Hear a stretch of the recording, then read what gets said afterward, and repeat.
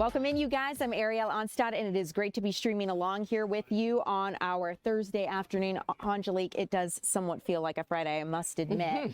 But we've got a busy day of news and a lot of stories to get to. And Aungelique, one of the stories you're dealing with today involves a stabbing at a jail. Unfortunately, you cover so many of these, and I understand a family's just devastated because their loved one, their son, was stabbed 20 times. That is exactly what this mother was saying. In fact, she had tears in her eyes as she talked to us this afternoon about what happened at the Fulton County Jail. She says it happened just a week before Thanksgiving. And she was courageous enough to share some photos with us of her son. She says she wants somebody held accountable for this attack. Now, we are not releasing his name. He was immediately transported to Grady Hospital and treated there several nights for his injuries. He was stabbed in his head, in his body, upper trunk, some back. If I was not mistaken, it was over two to three people. And it was during a time when guards were around. There was multiple guards around. And my son even said a guard laughed at him. I was calling the hospital and they had him as a John Doe, so his name wasn't given. I found out when he was sent back to the medical of Fulton County Jail that he had been stabbed over 20 times. Now, the mother says many of these stab wounds were so bad that her son is disfigured and she can't even recognize him now. She says she believes that 3 inmates were in the commissary area and they were involved in this attack. We have reached out to Fulton County Jail officials to try to get their input. We are still waiting to hear back from them. Aungelique, this is just horrible. I mean, looking at the photos that you guys were able to capture and just the damage that was done. And to hear his story, too, of just what he experienced being in the jail. I mean, I'm sure a lot of people would say that even though there are guards and people are around, it doesn't mean that you're safe. Absolutely. She said she really feels that her son is not safe, that there were guards there. And she went as far as to say that one of the guards even laughed at her son. So I've asked Fulton County officials to talk to us about that. Let's hear now from this mother who talks again about these injuries. It didn't look like himself. When his sister saw him, she screamed. They put her out the courtroom. Said a toothbrush probably shaved down into a shape of a knife. Was it just one weapon or all of them seemed? All of them had weapons. All 3 individuals had weapons. So they were kind of shanks made from the jail, homemade weapons? Yes. He's going to have to get some plastic surgery. He's going to have to. He doesn't look normal. It doesn't look normal.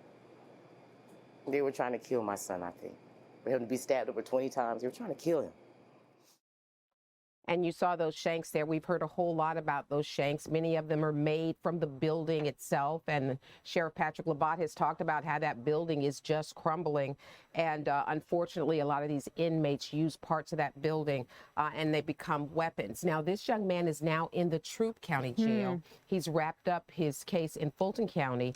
I talked with Troup County officials this afternoon. They said they were very much aware of the attack, that they have prescribed him medications, and they feel like they have addressed his medical needs, but his mother thinks that he still needs even more medical attention. I would understand that. You know, it's really interesting that with the medical attention he is receiving and what they're trying to do to help him, he had to go to another jail to be removed from the situation. So would he come back to the Fulton County Jail, or he would stay in Troup County? So his case with Fulton County is now wrapped up. I see. He has since taken an offered plea on that case. So now he is on a violation of probation charge there in Troup County. And so we'll have to see if he's able to get a bond there or what happens with that. Okay. But since this attack in Fulton County just happened, she says he's still dealing with a lot of injuries. And they talked to him as recently as this morning, and he's still in a whole lot of pain. Yeah, absolutely. I could imagine. You guys, we are streaming along here live on YouTube, of course, TikTok.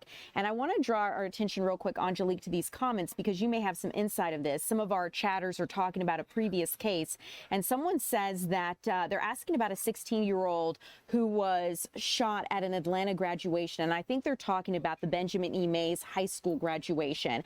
And I know you're really familiar with that. I understand a trial starting soon, so we'll probably look into it. Do you remember anything about that case? That was a very high-profile case at Benjamin E. Mays High School. I recall that is the high school that Mayor Andre Dickens attended, and he came and did a press conference afterwards because the kids had gathered there without any authorization from the school when that shooting happened. And I have talked to that young lady's mother, and they are just heartbroken. So you want to see what happens to those who are accused. And so we definitely probably need to look into that trial to see how it's coming along. Okay, guys. So like I said, if you guys have questions on stories you want to see covered, you want to know what our newsroom's up to, ask us.